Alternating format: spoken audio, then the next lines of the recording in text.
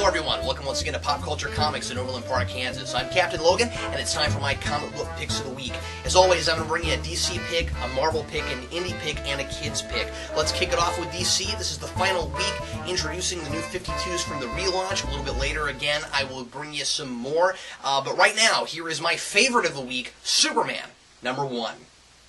This ties with Batman #1 for my favorite issue of the relaunch.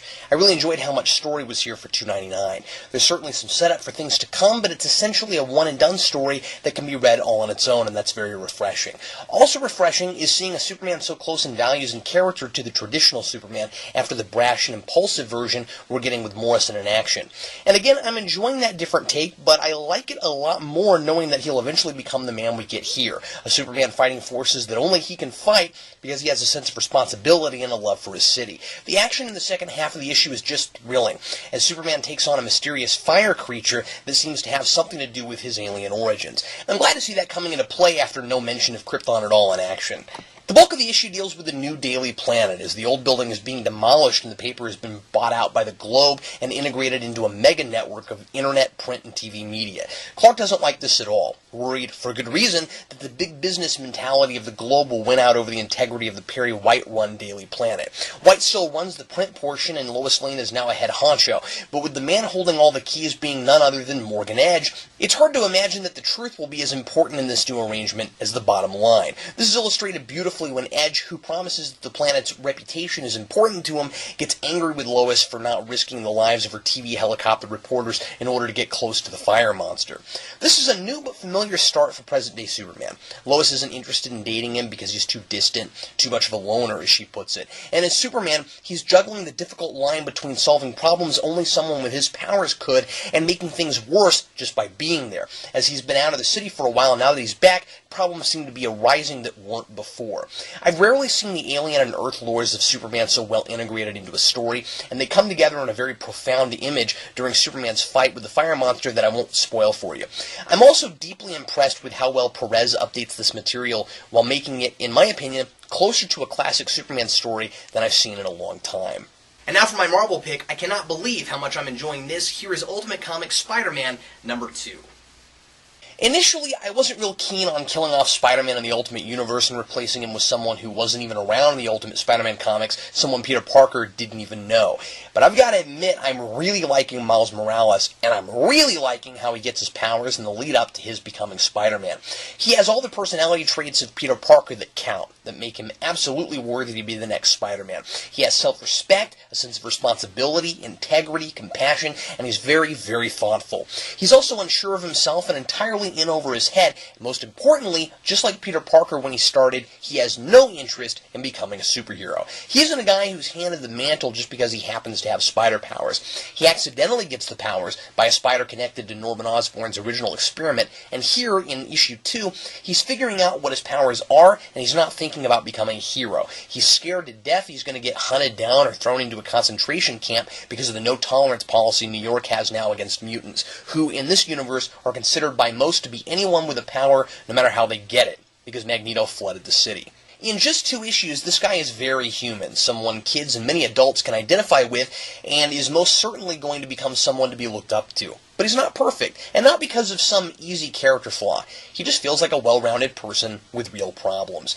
We get a really heartfelt scene with Miles and his father, as his father finally reveals why he doesn't want him spending time with his uncle, who is somewhat responsible for the spider bite that gives Miles his powers, and about their dark past together. I really appreciate that Bendis isn't just playing this up as poor black people who live in a ghetto and have bad histories because of their race. These men have real reasons for the things they did in their past, and race isn't made into an issue. I could complain that it's very traditional origin story and therefore moving pretty slowly. But I really don't mind because the character development is so compelling. It's mostly talking and it's not boring. There aren't a lot of comic books that take the time to really focus on who their characters are the way this one does. And now for my indie book of the week. Once again, we jump over to IDW. Here is Ghostbusters, the new ongoing, #1. IDW is on a roll right now, finally jumping headfirst into monthly books. They're 3 for 3 in my humble opinion. Star Trek and Ninja Turtles were both solid comic books, and now, at long last, a Ghostbusters ongoing. And dare I say, I liked it better than both of those. It retains the humor and charm of the Ghostbusters films, but takes full advantage of the comic medium, with art design reminiscent of the real Ghostbusters animated show and bright, vivid coloring and cinematic layout and angle choices.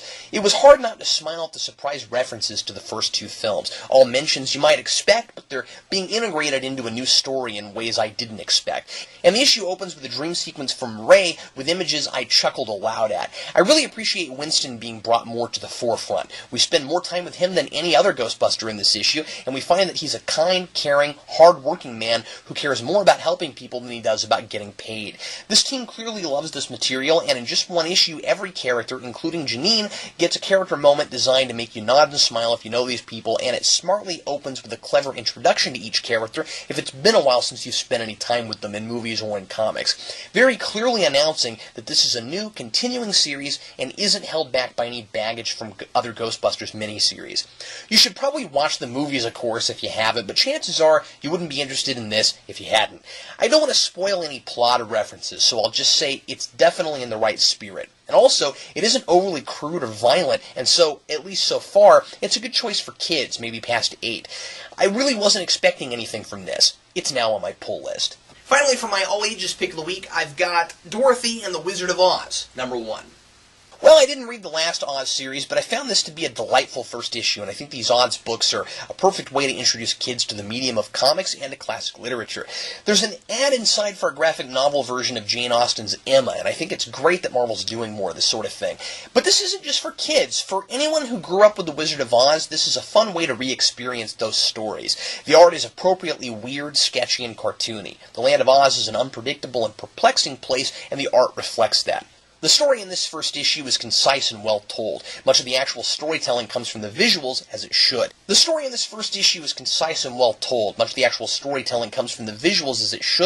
the most necessary, cleverest, and funniest of dialogue is used. So Dorothy and her new friend Zeb fall from California because of an earthquake into a weird glass city. Surprised to find that they're still alive, they spend time figuring out how this peculiar place works. Their horse and their cat can suddenly talk, and they discover that they can float in the air without falling.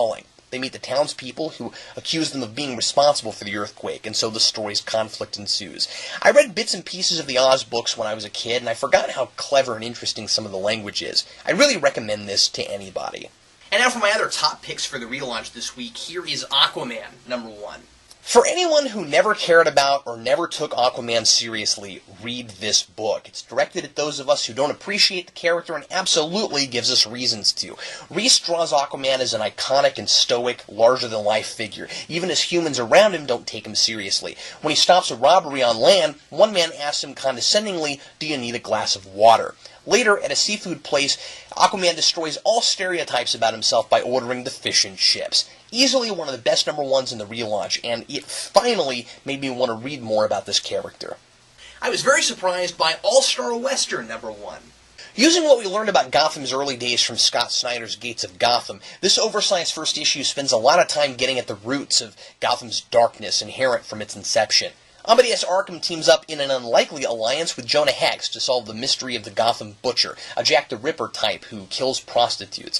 We learn a lot about these two men through what they observe and think about each other, and Hex's psychology is especially interesting and complex. Arkham theorizes why gruesome murders don't bother him and why he insists on wearing a Confederate uniform. Really unlike anything else out there right now, and very smart period storytelling. Here's Teen Titans #1.